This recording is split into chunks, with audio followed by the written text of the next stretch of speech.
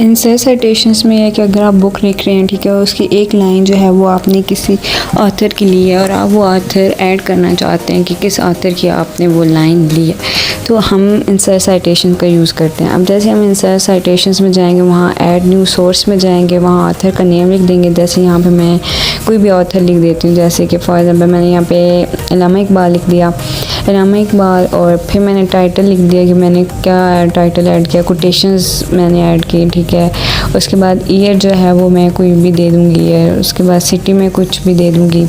Publish में ये होता है कि आपने किससे पब्लिश करवानी है, यहाँ पे आपने जिससे पब्लिश करवानी है वो आप इंटर कर दीजिएगा, ओके कर दीजिएगा।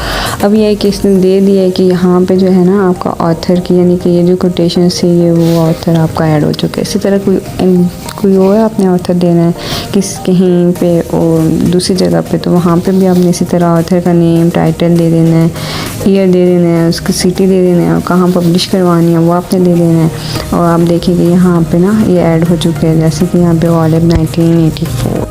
मैनेज सोर्स में ये होता है ना कि एक मास्टर लिस्ट होती है, करंट लिस्ट होती है। मास्टर लिस्ट में ये होता है कि अगर आपने डिलीट कर दिया ना तो फिर वो ऑथर दोबारा ऐड नहीं होगा। और इसी तरह अगर करंट लिस्ट कर दिया है तो करंट लिस्ट में आपने अगर डिलीट भी कर दिया ना तो वो मास्टर लिस्ट से आप दोबारा से उसको करंट लिस्ट में ऐड कर सकते हो।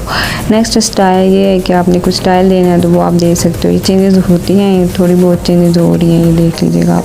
फिर है बिब्लियोग्राफी में यही होता है कि आपने जाना है बिब्लियोग्राफी में और वहाँ ओके कर देना है, तो वो आपने जो ऑथर्स दिए हुए होंगे ना और उनके बारे में डिटेल्स वो सारी आपकी राइट फॉर्म में आ जाएगी और एक जगह पे आ जाएगी। हम पहले शेप्स ऐड करेंगे, जैसे हार्डवेयर की कोई आपने शेप ले लेनी है। अभी तो फिलहाल मैं बस जस्ट आपको समझाने के लिए दिखा रही हूँ। इसी तरह सॉफ्टवेयर की कोई भी आपने पिक्चर ले लेनी है और इसी तरह डाटा की कोई पिक्चर ले लेनी है। अब पिक्चर इंसर्ट करने के बाद हम जाएंगे रेफरेंस में, रेफरेंस के बाद हम कैप्शंस में जाएंगे, इंसर्ट कैप्शन करेंगे, ठीक है। तो पिक्चर को पहले आपने सेलेक्ट करने हैं और उसके बाद कैप्शन में ऑलरेडी फिगर 1 था, मैंने हार्डवेयर कर दिया तो उसने राइट कर दिया। फिगर 2 के आगे मैं सॉफ्टवेयर लिख दूँगी, ओके कर दूँगी।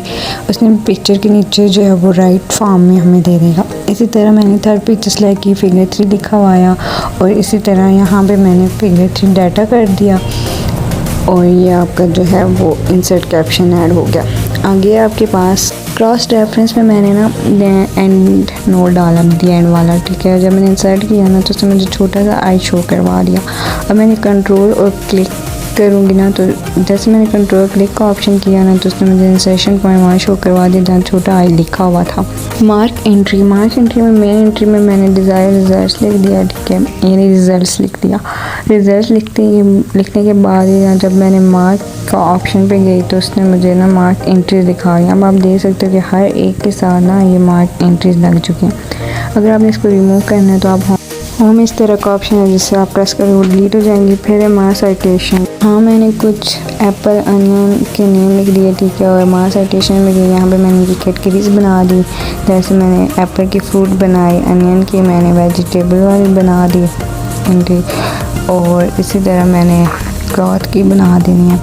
और फिर इन तीनों को मैंने अलग अलग पेज पे कर दिया, एप्पल को एक पेज पे, क्लॉथ को एक पेज पे और इस तरह ऑनियन को क्लॉथ को मैंने टी शर्ट में कर दिया, ठीक है। और फिर मैंने इन सब की ना एंट्री बना दी। मार्क एंट्री करने के बाद मैं टेबल ऑफ अथॉरिटीज़ में जाऊंगी और ओके कर दूंगी। अब आप देखें कि यहाँ पे ना अब आपको दिखा रहा है कि जो एप्पल है वो आपका 1 पेज पे है, क्लॉथ यानी टी शर्ट वो 3 पेज पे, वेजिटेबल यानी 2 पेज पे। तो ये था आपका रेफरेंस टैब।